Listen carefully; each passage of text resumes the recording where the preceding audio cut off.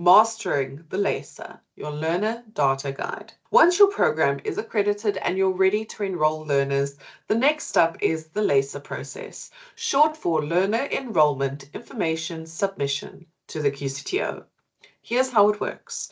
You're going to download the LEISA Excel form directly from the QCTO website.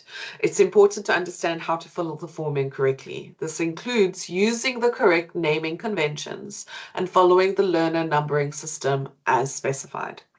Once completed, the LEISA form is submitted via email to the QCTO. Please note that you will not receive a proof of enrollment.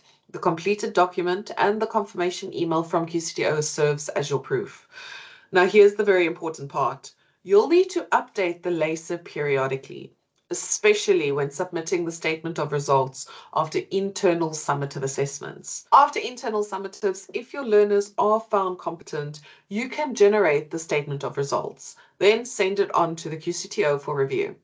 Once learners are officially declared competent, they'll receive a letter allowing them to register for the EISA, which is the External Integrative Summative Assessment.